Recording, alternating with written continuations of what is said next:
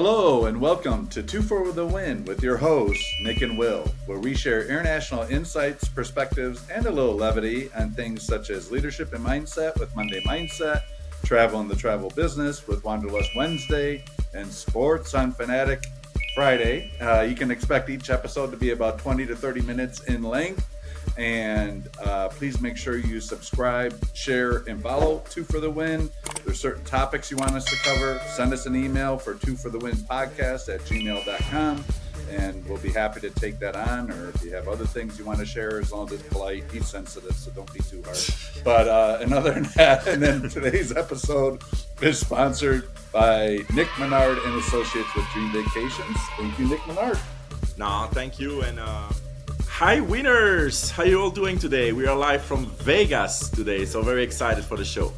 Yes, we are. So, Viva Las Vegas. You can probably tell from the artwork. I know. But in any event, it's all good. Really excited about today's show. So much as always going on in the world of sports, and certainly with the NFL. But before we jump in quickly, just wanted to get your quick thoughts on the Heisman. I think we both were extremely excited and thought that Hunter would win. I know you were a little nervous thinking somebody might mess it up, but he won. But thoughts on the Heisman real quick before we jump into So as mentioned the last few episodes, I think that I would have voted for him as well, but I understand more I looked at it about the number 2 place for Genti. I think that I can understand people who are upset about the fact that Hunter won and say that it's a media prize and not on the field prize. But I'm very happy that Hunter won. He played both sides for the floor. For the winners who don't know what everybody are saying were against it, is that Hunter is not leading anything. He's average in reception. He's average in number of touchdown, and he's average on number in interception. So they said, how can someone who is average in different category but average can win over someone who is the best possible running back who ever played a game of football? I saw a slide with the difference between him and like the top 3 running back ever, and he's literally like every single stat outside the rush per yard per rush is eclipsing everybody's records. So I can understand better with a little bit of perspective the other side, but I still think that Hunter's story is pretty powerful, and I'm not upset at all. I'm actually glad that he won. So that's my take. What about you, Will? Yeah, same. I think the fact that he played really well, both sides of the ball, that warrants it. College football, in a lot of ways, is almost becoming like semi-pro football with the nil and stuff. So these guys are going against top talent. He, at the time of this recording, is only, I think, like 60 yards or maybe less away from breaking Barry Sanders' record at Oklahoma State for the most rushing yards ever in a season for college football. Barry Sanders, I consider to be one of the best running backs ever, especially definitely the best running back I've ever seen personally play. And for somebody to break his record, which he'll probably do in the game, is impressive. But I think Hunter was worthy, and I would have voted for him as well. Yes! And I think they got it right, even though I still wish Dion would have been showing up in the bling bling and added some pizzazz to that session. The Heisman Trophy just feels like stuffed shirt time, the way they need to add a little flavor to it. But I guess that's a topic for a different day. But let's get on to the NFL. So first, if any of you want to know what our college playoff football picks are, which really kick off in earnest here, make sure to look at last week's episode where we covered it in detail. So I don't think you had any pick changes since we spoke last week. No. Tonight's the start. So tonight's the first game of the playoffs. Yeah, and I don't have any pick changes either. So if you're interested and want to hear more and you didn't hear us last week, check out last week's episode for the college football playoff, our picks for this week's games, as well as who we think is going to win the national championship. But now let's pivot to the NFL, and I'm going to pull out my handy-dandy little information device, a.k.a. my phone, and we're going to take a different take because obviously we're in the home stretch for the playoffs. There's battles for first seeds in each conference, but there's also another battle going on, Nick, and it's like so I for with the organization I worked at, we once had a leader. We have something called Winter Circle, which President's Club, things like that, where people make it. He used to do a boat trip, what he called loser circle, for people who didn't qualify for winter circle. So at least you got to go out on the boat for a day and have a nice day and lick your wounds over the fact that you didn't make winter circle that year. In the NFL, it's called the top 5 picks in the NFL draft is the loser Oh circle. no! But the nice thing is they're going to have a chance to potentially pick a transformative player, and we have quite a race for the bottom right now in the NFL. So you got New York Giants right now with the number one overall pick, with 2 wins. Las Vegas, Carolina, New England, and Tennessee would be your bottom 5 as of right now. So I guess the question I have for you, Nick, is what team and potential draft pick intrigues you the most out of the bottom 5? Well, I will have to pick a team from the 5 team you mentioned. The team that I want them to get better faster, which is the Vegas, the Raiders, of course, because we come here often. I love Las Vegas, so I much rather have them having a strong team than having like a bottom performer team. We went to watch a game against Atlanta on Monday. That was pretty cool, even though it was 2 weak teams, but it's cool atmosphere and stuff like that. So Mm. right now they have the number 2 draft pick. I think they will still be number 2 at the end of the year because I believe the Giants are not going to win anything moving forward. They're just horrible. So that's my prediction. But I'm very curious to see who the Giants are going to pick. Well, no secret they're going to pick a quarterback, so probably Sanders. But there are a lot of people who believe that Ward will be a better pick for the number 1 pick because he's explosive. He's more explosive. He will bring less like how should I say drama? Like it's gonna be a lot of thing based on the name Sanders so in itself, what his dad is gonna do based on all of that. So I hope that they pick Ward. So the number 2 pick with the Raiders would go to Sanders, and I think Sanders in Vegas that just fits well. So that's what I'm hoping to see at the end of the year. But we'll see. What about you? Yeah, we talked a little bit about this last week. I would love to see Sanders and Dion in Yeah, Vegas. I think Brady's going to have a lot of influence on the quarterback Vegas picks because he's now minority owner of Vegas. Who better to ask about trying to assess talent and leadership intangibles for the quarterback position? I mean, that's the I agree. the other thing that sometimes gets overlooked. You can have talent, but if you don't have leadership, and as much as I greatly appreciated Aaron Rodgers with his time with Green Bay. He was protected in Green Bay, so it's the league's smallest market. You know, Wisconsinites are very protective of their own, and they consider Green Bay Packers one of their own. And now you see the lack of leadership with the Jets, with Rodgers, and how that is playing out, which was his whispers of the knock while he was in Green Bay, but we just never vocalized it because that's not what we do. But I think Brady's going to have a lot, and I guess in my mind, I don't know how Brady thinks about Shakir Shakir's game versus Cam Ward. My guess is he's probably more of a Cam Ward type because Brady was also a pocket passer. But Brady also knows the league is evolving. You look at the teams who have running quarterbacks. Josh Allen with the Bills having an amazing season. Jackson with the Ravens, of course, doing really well. So even in Arizona with Kyler Murray and things like that, teams that have a running quarterback, it gives you another dimension that the defense has to prepare for and win. So I don't know. Is Brady thinking next gen, or is Brady thinking traditional gen? If he thinks traditional gen, maybe he makes a pick or a trade with the Giants and moves up to number 1. If he thinks the Giants will take Cam Ward, or maybe he sits. It's going to be really interesting. But I think, yeah, there's a lot of intrigue between just those 2 teams alone with the Giants because I think they're going to have the number 1 pick. That team has quit. The organization quit on their players. I think they're definite lock for number one, but it does get interesting 2 through 5.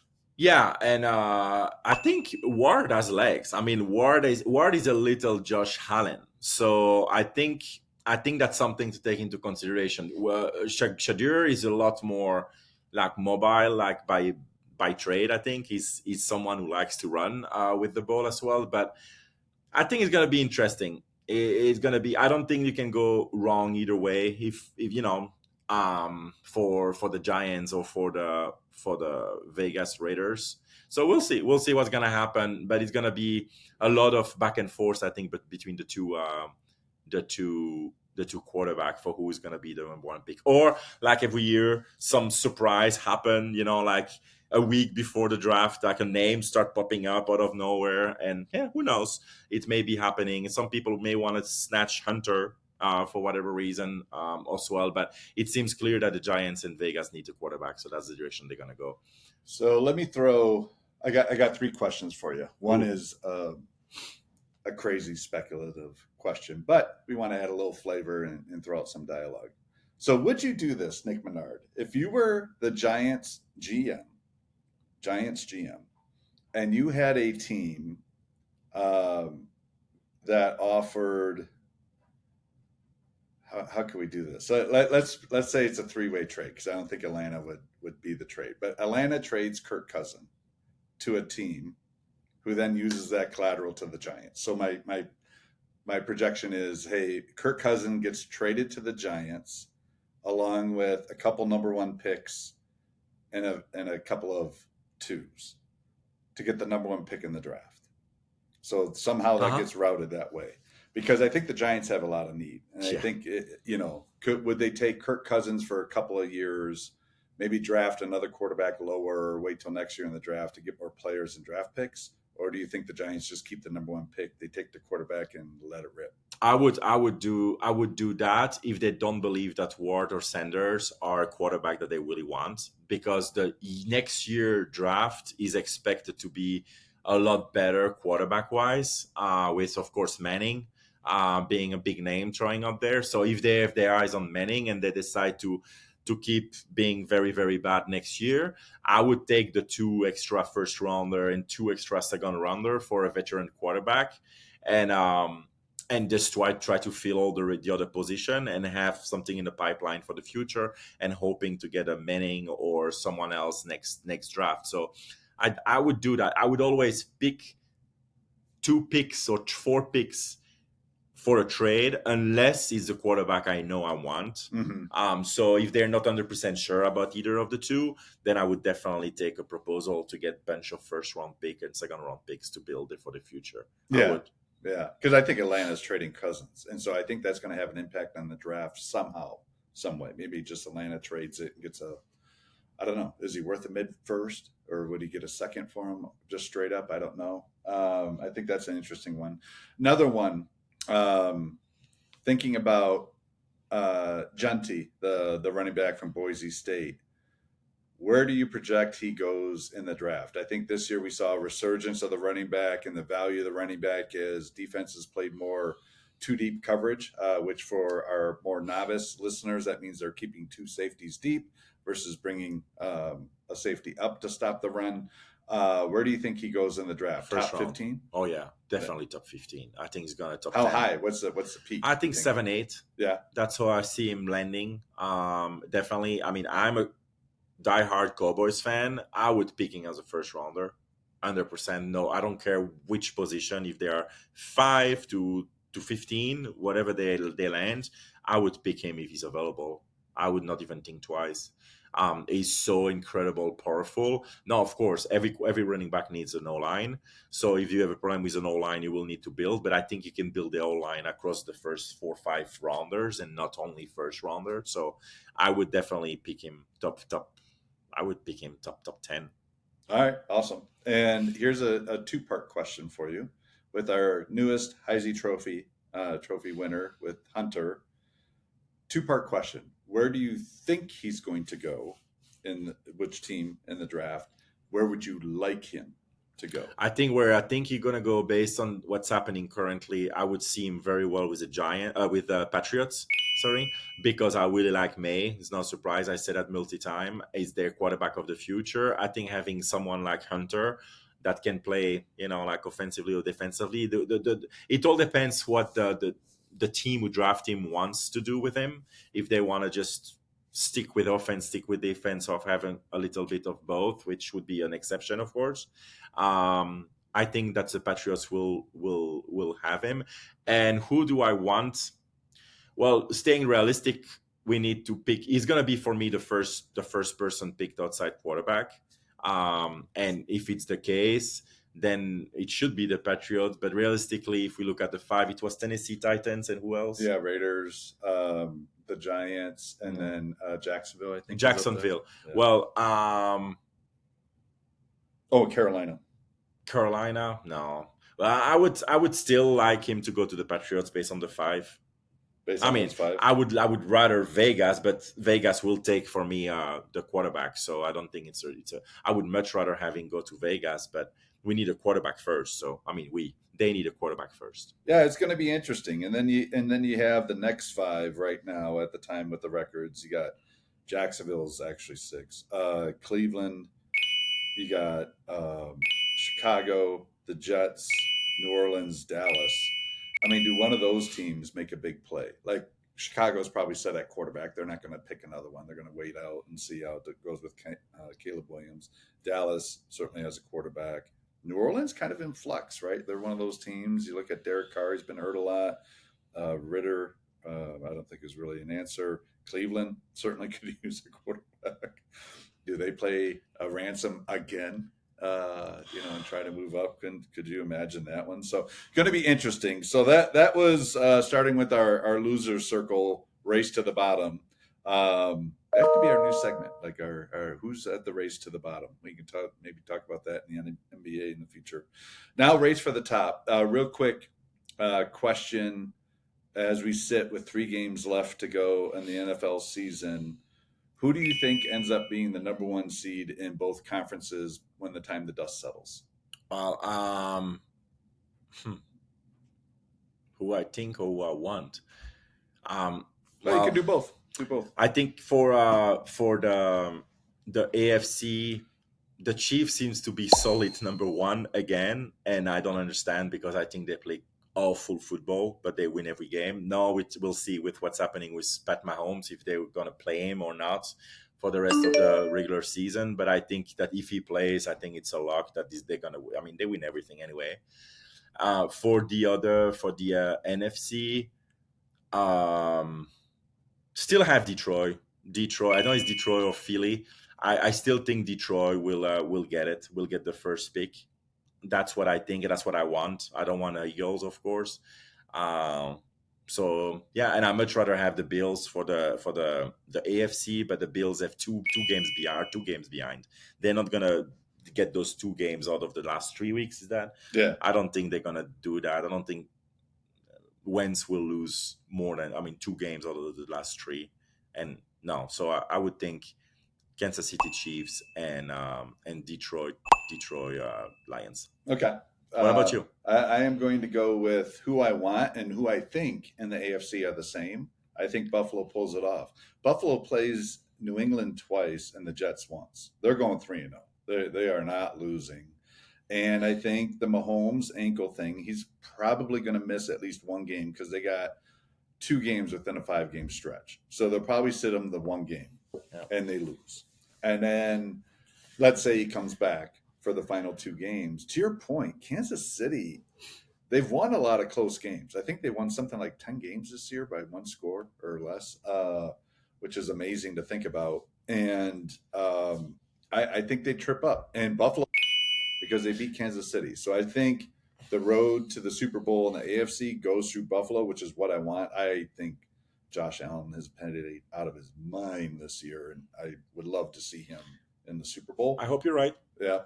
In the NFC, who I think and who I want are two different. I want Detroit, but I think their injuries on defense are just too much. They play the Vikings.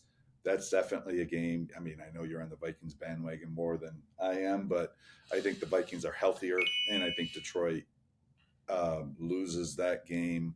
And I don't see who Philly is going to lose to down the stretch, per se. So I think Philly gets the number one seed, but I'd rather it be Detroit.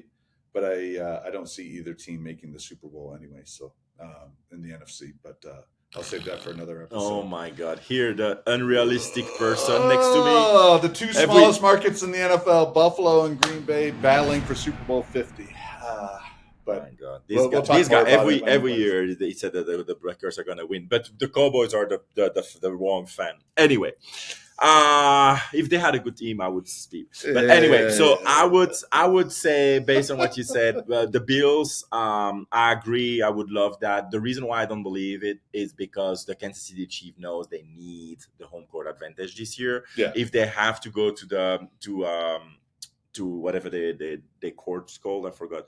But anyways, to the Bills, they're gonna Oh, I Orchard Park. yeah, they Yeah. know that they have no shot pretty much to win that game. Right. So they need home court. So I think that's why any other years I would feel like they wouldn't care too much if they have to go on the road. I think this year they know that they need to get home court advantage to get to the Super Bowl. So that's why But hey, I hope you're right, and I hope you're wrong about about the AFC, about um, the NFC, the NFC about the Detroit Lions, because I really want them to have the home court advantage, and I don't want the Eagles to do I so. know. I know. But And I like their coach a yeah, lot, oh yeah, Campbell, I even know, though he was a I know little too aggressive last game. But exactly. yeah. Anyway, There we go. All right. So now we will wrap up with upset picks. And congratulations again to my co-host and best friend Will Schmidt for winning oh, again one game, one of the two, and me, I didn't win any. Very close with the Jaguars, but yeah. of course, close doesn't count. But I'm very glad that he got his upset win for Buffalo. the Buffalo Bills. Yeah. Actually, I was rooting 100% for them as well. Yeah. So that was what a game, guys. That was 90 a fun points, game. 90 I points. know. Oh my I God. know. I Anyway, know. we want more of those games. So again, Yeah. because you won, you get the first dab on the next I'll upset take the picks of the honor. week. So for our golfers, I'm lining up and I don't get a mulligan. I just get honors. So I go first. So I will take. I think for those who don't know, Dolphins have been like my second team, so to speak. But I think 49ers go into Miami and beat them. Miami, I don't know. They just there's something just off. Like Tua normally was very accurate. He was very accurate the last game. There's just something seems off about the Dolphins. I really can't put my finger on it. And I think the 49ers are galvanized. I think this thing with Devondre Campbell, who Mm. got suspended for the rest of the year, as well as he should. And I think they did that for a reason versus releasing him. I think they're going to try to get some money back from him. Um, so I think that's going to get ugly. But I think it galvanizes the team. Remember a couple of weeks ago with the Jaguars, and when Mhm. they got that hit on Lawrence, and it kind of galvanized that team for a week. Good. I think this actually galvanizes 49ers. They travel across the entire country, go into Miami, warmer weather, where they can hold on to the ball better and beat the Dolphins. So that's my first pick. I don't know. I think it's a good pick. I like that one again. So for my first pick, I'm gonna go Houston Texans are gonna win at Kansas City. Again, the expectation is that Mahomes is not gonna play that game. Houston are not convincing at all year long, but they're no 9-4, I believe, by heart, like 9-4. So it's pretty dangerous game for Kansas City. That one without their quarterback, which is the person who run the team. So I that's my first upset picks. Is really Houston gonna win there? My second one, I'm gonna stay in the state of Texas, and I never picked my team once, but I will pick them this time around. So I'm picking the Cowboys to beat Tampa Bay. They are at the time of Ooh. recording, they are 4 points underdog at home against Tampa Bay. Tampa Bay came up from, I mean, for a big win last weekend. So, but I think Tampa Bay will win or lose. They're going to win the division in front of Atlanta. So I think Dallas wants to win that game at home for their fan, and so I'm going to go Dallas Cowboys for the second upset pick. Yeah, and I know you scoff at this because you called it all year that Dallas wasn't really a good team this year, but they are technically still alive for the playoffs. And Yeah. unlike the AFC, the NFC, that the last couple of spots are really still up for grabs. But it could be make for an interesting, and when they pull that off. I will go with, and I don't like to necessarily do this because I sneak Arizona Cardinals, but I think Arizona flying all the way to Carolina. Bryce Young is starting to show like he just needed some seasoning, and it's kind of interesting to compare him and the Houston quarterback Stroud. They're kind of going in different directions right now. I'm not saying Young's a better quarterback than Stroud, but Yeah. right now they're going in different directions. Carolina's been playing tough. They've won 2 out of their last 4 games. The games they've lost, they had opportunities to make those games even closer. I think something's brewing in Carolina that they can build on, and that coaching staff is starting to get them. I think Arizona is looking past them because I think the next game they play the Rams. I think about that, but I think they have a divisional game the week following, and sometimes teams let their guard down. Long flight to go from Arizona to Carolina. I think Carolina pulls off the upset. There you go. That wouldn't be a huge. There are a lot of game this weekend that are like upset picks worthy. Yeah. Last week that was very hard to find two, but this week there are a lot of surprise pending there. So I'm looking forward for the weekend, and I hope you do too. Yeah. So winners, that'll do it. Viva Las Vegas. Thanks again for tuning in for Two for the Win. And we hope you enjoyed the show, and coming live from Las Vegas to you. Well, not live, but live at this recording. Right? But in any event, please make sure you subscribe, share, and follow Two for the Win. Spread the word. We greatly appreciate it, winners. Thanks again to Nick Menard and Associates with Dream Vacations for sponsoring today's episode.